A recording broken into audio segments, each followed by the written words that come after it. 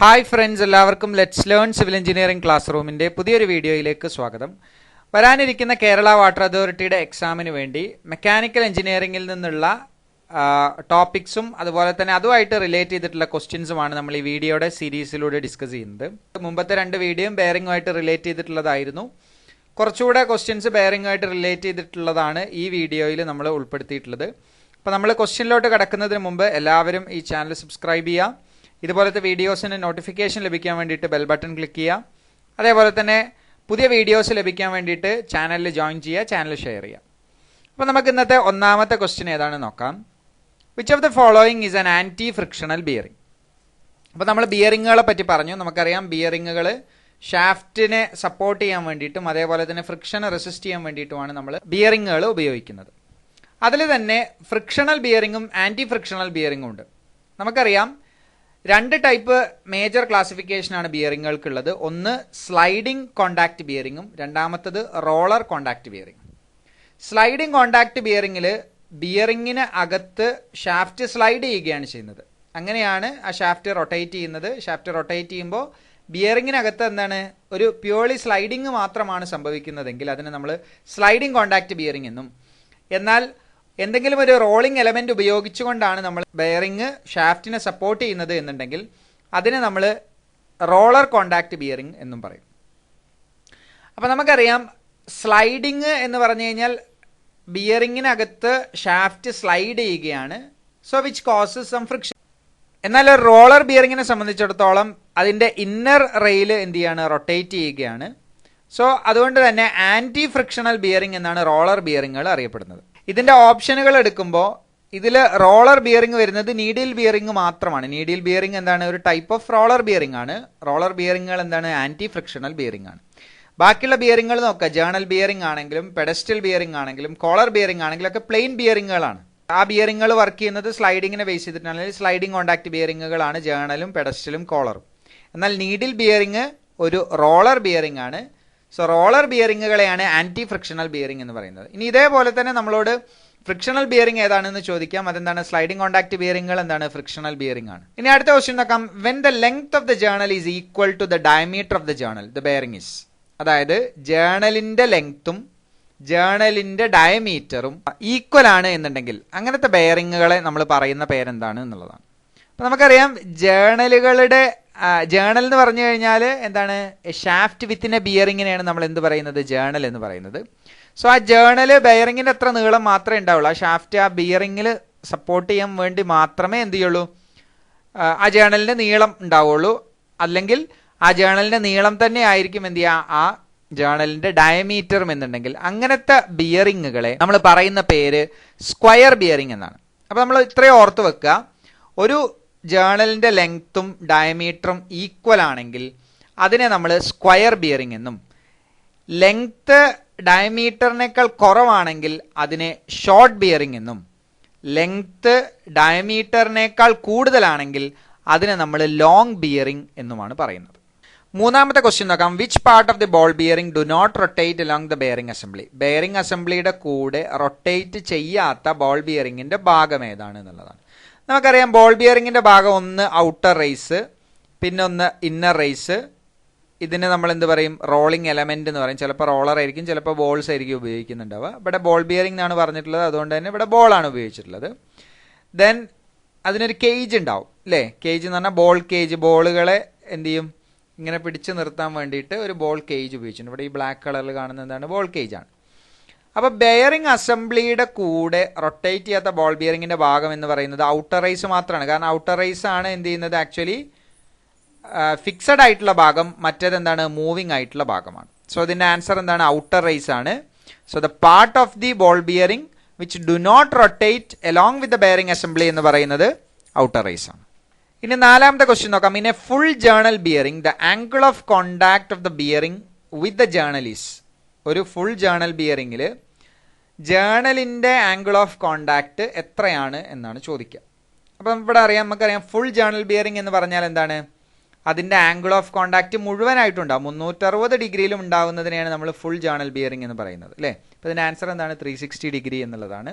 എന്നാൽ angle of contact 120 degree മാത്രമുള്ളൂ എന്നുണ്ടെങ്കിൽ, അതായത് ജേർണലും ബിയറിംഗും തമ്മിലുള്ള ആംഗിൾ ഓഫ് കോണ്ടാക്ട് 120 ഡിഗ്രി ഉള്ളൂ എന്നുണ്ടെങ്കിൽ അതിന് നമ്മൾ പാർഷ്യൽ ജേർണൽ ബിയറിംഗ് എന്നാണ് പറയുക. ഇനി ഫിറ്റഡ് ജേർണൽ ബിയറിംഗ് എന്ന് പറഞ്ഞാൽ എന്താണ്? Diameter of the journal will be equal to the diameter of the bearing. ബെയറിംഗിന്റെ ഡയമീറ്ററും ജേർണലിന്റെ ഡയമീറ്ററും സെയിം ആണ് എന്നുണ്ടെങ്കിൽ അതിനെ നമ്മൾ ഫിറ്റഡ് ജേർണൽ ബിയറിംഗ് എന്നാണ് പറയുക.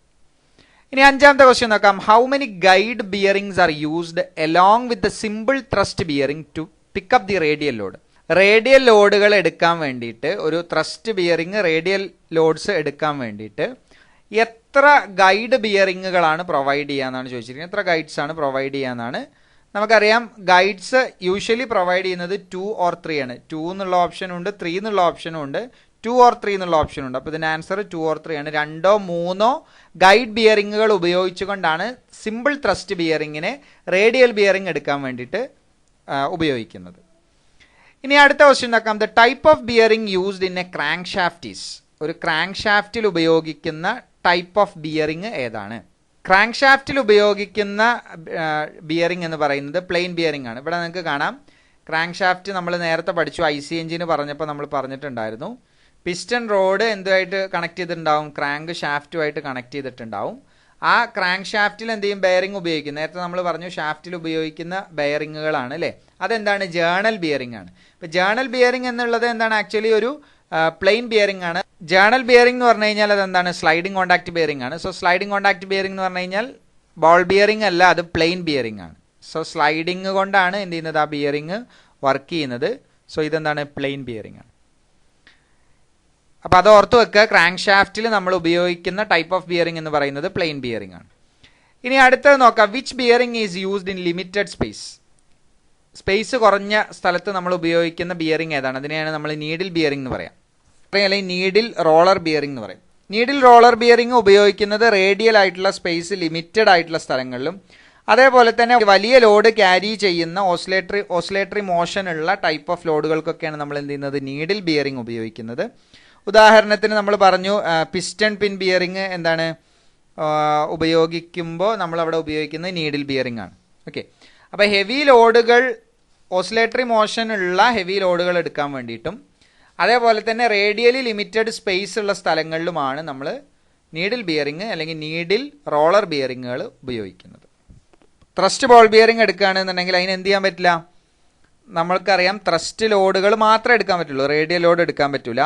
സിംഗിൾ റോ ത്രസ്റ്റ് ബോൾ ബിയറിംഗും ഡബിൾ റോ ത്രസ്റ്റ് ബോൾ ബിയറിങ്ങുകളും ഉണ്ട്. 2 ഡയറക്ഷനിൽ എടുക്കാൻ വേണ്ടിയിട്ട്, 1 ഡയറക്ഷനിൽ എടുക്കാൻ വേണ്ടിയിട്ടൊക്കെ ത്രസ്റ്റ് ബോൾ ബിയറിംഗുകൾ ഉണ്ട്. പക്ഷെ അതിന് റേഡിയൽ ലോഡുകൾ എന്ത് ചെയ്യാൻ പറ്റില്ല? എടുക്കാൻ പറ്റില്ല. അതാണ് അതിൻ്റെ പ്രത്യേകത. ടൈപ്പർ റോളർ ബിയറിങ്ങുകളിൽ എന്താണ്? ടൈപ്പേർഡ് ആയിട്ടാണ് എന്ത് ചെയ്യുക? റോളേഴ്സ് പ്രൊവൈഡ് ചെയ്തിട്ടുണ്ടാവുക. എന്തിനാണ് ഇങ്ങനെ ടൈപ്പറിങ് ആക്ഷനിൽ റോളേഴ്സ് പ്രൊവൈഡ് ചെയ്തിരിക്കുന്നത്? അതിന് റേഡിയൽ ലോഡും അതേപോലെ തന്നെ ത്രസ്റ്റ് ലോഡും എടുക്കാൻ പറ്റുന്ന ബിയറിംഗ് ആണ് diaper roller bearing. Angular contact ball bearing എന്ന് പറഞ്ഞാൽ ലാർജ് ആക്സിയൽ ലോഡുകളും എടുക്കാൻ വേണ്ടിയിട്ട് അതേപോലെ തന്നെ റേഡിയൽ ലോഡുകൾ എടുക്കാൻ വേണ്ടിയിട്ടും എന്ത് ചെയ്യും? Ball bearing, angular contact ball bearing ഉപയോഗിക്കും. അപ്പോൾ ഈ ടൈപ്പറിംഗ് ആയിട്ടുള്ളതും അല്ലെങ്കിൽ ആംഗുലർ ആയിട്ട് നിൽക്കുന്നതൊക്കെ ആക്സിയലും റേഡിയലും ഒരുപോലെ എടുക്കാൻ പറ്റുന്നതാണ്. എന്നാൽ ത്രസ്റ്റ് ബോൾ ബിയറിംഗിന് ആക്സിയൽ ലോഡ് മാത്രമേ എടുക്കാൻ പറ്റുള്ളൂ, ത്രസ്റ്റ് ലോഡ്സ് എടുക്കാൻ പറ്റുള്ളൂ, റേഡിയൽ ലോഡുകൾ എടുക്കാൻ കഴിയില്ല. അപ്പോൾ ഇവിടെ ചോദിച്ചിട്ടുള്ള ലിമിറ്റഡ് സ്പേസിൽ ഉപയോഗിക്കുന്ന ഏതാണെന്നാണ്? അത് നീഡിൽ റോളർ ബിയറിംഗ് ആണ്. ഇനി 8ാമത്തെ ക്വസ്റ്റ്യൻ നോക്കാം. The ball bearing are provided with a cage. എന്തിനാണ് ബോൾ ബിയറിങ്ങുകളിൽ കേജ് പ്രൊവൈഡ് ചെയ്തിട്ടുള്ളത്? ബോൾ കേജുകൾ പ്രൊവൈഡ് ചെയ്തിരിക്കുന്നത് എന്തിനാണ്? To reduce friction, to facilitate slipping of ball, to prevent the lubricant from flowing out, to maintain a ball at a fixed distance apart. അപ്പോൾ എന്തിനാണ് ഈ cage ഉപയോഗിച്ചിട്ടുള്ളത് എന്നാണ് മനസ്സിലാക്കേണ്ടത്. ബോൾ ബിയറിംഗിൽ നമ്മൾ കേജ് ഉപയോഗിച്ചിരിക്കുന്നത് അതിൻ്റെ ഓരോ ബോളുകളും തമ്മിലുള്ള ദൂരം ഈക്വൽ ആക്കാൻ വേണ്ടിയിട്ടാണ്. To maintain a ball at a fixed distance apart. അപ്പോൾ നമുക്കറിയാം നമ്മൾ ബിയറിംഗ് ആക്ച്വലി എന്താണ്? ഷാഫ്റ്റിനെ സപ്പോർട്ട് ചെയ്യാണ്. അപ്പോൾ അത് സപ്പോർട്ട് ചെയ്യുമ്പോൾ ഈവൻ ആയിട്ട് യൂണിഫോം ആയിട്ട് അതിൻ്റെ ലോഡ് ഡിസ്ട്രിബ്യൂട്ട് ചെയ്ത് പോകണം എന്നുണ്ടെങ്കിൽ ആ ബോളുകൾ കൃത്യമായിട്ട് എന്ത് ചെയ്യണം? ഒരു സർട്ടൺ ഡിസ്റ്റൻസിൽ നിൽക്കണം. നമുക്കറിയാം ഇതിൻ്റെ ഈ ബോളും അതേപോലെ തന്നെ ബിയറിങ്ങും അതിൻ്റെ ഔട്ടർ റേസോ അല്ലെങ്കിൽ ഇന്നർ റേസോ ആയിട്ടുള്ള കോണ്ടാക്ട് എന്താണ്? ഒരു പോയിന്റിൽ മാത്രമാണ് അല്ലേ? ഒരു പോയിന്റ് കോണ്ടാക്ട് ആണ് ആക്ച്വലി ഉള്ളത്. അപ്പോൾ ഈ പോയിന്റ് കോണ്ടാക്റ്റിൽ പ്രഷർ വളരെ കൂടുതലായിരിക്കും. കാരണം ആ ഒരു സിംഗിൾ പോയിന്റിലൂടെയാണ് ലോഡ് ട്രാൻസ്ഫർ ചെയ്യപ്പെടുന്നത്. അപ്പോൾ ഇത് ഈക്വൽ ആയിട്ട് ഡിസ്ട്രിബ്യൂട്ട് ചെയ്ത് നിന്നെങ്കിൽ മാത്രമേ യൂണിഫോം ആയിട്ട് എന്ത് ചെയ്യുള്ളൂ? ലോഡ് ഡിസ്ട്രിബ്യൂട്ട് ചെയ്ത് പോവുകയുള്ളൂ. സോ അതുകൊണ്ടാണ് നമ്മൾ എന്ത് ചെയ്യുന്നത്, കേജ് ഉപയോഗിച്ചിട്ടുള്ളത്. ബോൾ കേജ് ഉപയോഗിക്കുന്നത് ഓരോ ബോളുകളും അതിൻ്റെ യഥാസ്ഥാനത്ത് നിർത്താൻ വേണ്ടിയിട്ടാണ്. എന്നാൽ അതിന് സപ്ലിമെൻ്ററി ആയിട്ട് ഇപ്പോൾ നമ്മളിവിടെ പറഞ്ഞ പോലെ തന്നെ ബോൾ സ്ലിപ്പ് ചെയ്യാതിരിക്കാൻ വേണ്ടിയിട്ടുള്ള ആ ഒരു ഫംഗ്ഷനൊക്കെ വേണമെങ്കിൽ നമുക്ക് പറയാം. പക്ഷേ ഇതിൻ്റെ ആക്ച്വലായിട്ടുള്ള യൂസ് എന്ന് പറയുന്നത്, അല്ലെങ്കിൽ ആക്ച്വലായിട്ട് നമ്മളത് പ്രൊവൈഡ് ചെയ്തിട്ടുള്ളത് ഓരോ ബോളുകളെയും സർട്ടൺ ഡിസ്റ്റൻസിൽ നിലനിർത്താൻ വേണ്ടിയിട്ടാണ്. ഇനി അടുത്ത ക്വസ്റ്റ്യൻ നോക്കാം. The metal suitable for bearing subjected to light loads. Light ലോഡുകൾ എടുക്കാൻ പാകത്തിനുള്ള ബിയറിങ്ങുകൾ കൺസ്ട്രക്ട് ചെയ്യാൻ വേണ്ടി ഉപയോഗിക്കുന്ന മെറ്റൽ ഏതാണെന്നാണ്. ഇതിൻ്റെ ആൻസർ ഫോസ്ഫർ ബ്രോൺസ് ആണ്. നമുക്കറിയാം 2 ടൈപ്പ് ബ്രോൺസ് ആണ് നമ്മൾ എന്ത് ചെയ്യുന്നത്, മെറ്റൽ ബെയറിങ്ങുകൾ ഉണ്ടാക്കാൻ വേണ്ടിയിട്ട് ഉപയോഗിക്കുന്നത്. കോമൺ ആയിട്ട് ബെയറിംഗ് മെറ്റീരിയലായിട്ട് ഉപയോഗിക്കുന്നത് ഗൺ മെറ്റലും അതേപോലെ തന്നെ ഫോസ്ഫർ ബ്രോൺസും ആണ് അല്ലേ. ഫോസ്ഫർ ബ്രോൺസിൻ്റെ പ്രത്യേകത എന്താണ്? ഫോസ്ഫർ ബ്രോൺസ് എന്ന് പറഞ്ഞാൽ അത് അലോയ് ആണ്. കോപ്പർ 80%, ടിന്ന് 10%, ലെഡ് 9%, ഫോസ്ഫറസ് 1% ഒരു മെറ്റലാണ് എന്ത്, ഫോസ്ഫർ ബ്രോൺസ് എന്നുള്ളത്. അത് ലൈറ്റ് ലോഡുകൾ എടുക്കാൻ വേണ്ടിയിട്ട് ഉണ്ടാക്കുന്ന ബിയറിങ്ങുകൾക്ക് വേണ്ടിയിട്ട് ഉപയോഗിക്കുന്നതാണ്. ഇനി അടുത്ത ക്വസ്റ്റ്യൻ നോക്കാം. For heavily radial load and largest shaft diameter which is the most appropriate bearing from the following bearing types. താഴെ കൊടുത്തിട്ടുള്ള ബിയറിങ്ങുകളിൽ ഹെവി റേഡിയൽ ലോഡും ലാർജ് ഷാഫ്റ്റ് ഡയമീറ്ററും ഉള്ളതിന് വേണ്ടിയിട്ട് ഉപയോഗിക്കുന്ന ബെയറിംഗ് ഏതാണ് എന്നുള്ളതാണ്. ഇതിൻ്റെ ആൻസർ റോളർ ബിയറിങ്ങുകളാണ്. നമ്മൾ മൊത്തത്തിൽ റോളർ ബിയറിങ്ങുകളെ പറയുമ്പോൾ നമുക്ക് നീഡിൽ റോളർ ബിയറിംഗ് എന്ന് പറയാം, അതും റോളർ ബിയറിംഗ് ആണ്. സെൽഫ് അലൈനിങ് ബിയറിംഗ് രണ്ടുണ്ട്. ഷാഫ്റ്റ് ഡയമീറ്റർ വലുതും റേഡിയൽ ലോഡ് കൂടുതലും ആണെന്നുണ്ടെങ്കിൽ അവിടെ നമ്മൾ ഉപയോഗിക്കുന്ന ബിയറിങ്ങുകൾ റോളർ ബിയറിംഗ് ആണ്. നമുക്കറിയാം റോളർ ബിയറിംഗ് ഉപയോഗിക്കുന്നതുകൊണ്ടുള്ള ഉപയോഗം അതിൻ്റെ ആംഗിൾ ഓഫ് കോണ്ടാക്റ്റ് കൂടുതലായിരിക്കും. സിലിണ്ടറുകൾ ഉപയോഗിക്കുമ്പോൾ അല്ലെങ്കിൽ റോളറുകൾ ഉപയോഗിക്കുമ്പോൾ അതിൻ്റെ റിങ്ങുമായിട്ട് കേജുമായിട്ട് ഉണ്ടാവുന്ന ആംഗുലർ കോണ്ടാക്റ്റ് കൂടുതലായിരിക്കും. അതുകൊണ്ട് തന്നെ ഹെവി റേഡിയൽ ലോഡുകൾ എടുക്കാൻ പറ്റുന്നത് എന്താണ്, റേഡിയൽ ലോഡുകൾക്കാണ്. നീഡിൽ റോളർ നമ്മൾ പറഞ്ഞു ഹെവി ലോഡ് എടുക്കാൻ പറ്റുന്നത് തന്നെയാണ് നീഡിൽ റോളറും. അതും എന്താണ്, നമുക്ക് ആക്ച്വലി എന്താണ്, റോളർ ബിയറിംഗ് ആണ്. അതും അതിൻ്റെ ആൻസർ ആയിട്ട് വേണമെങ്കിൽ നമുക്ക് പറയാം. ഓക്കെ, അപ്പോൾ ഈ ഭാഗം എല്ലാവർക്കും മനസ്സിലായിട്ടുണ്ടാവുമെന്ന് വിചാരിക്കുന്നു. Thank you for watching the video.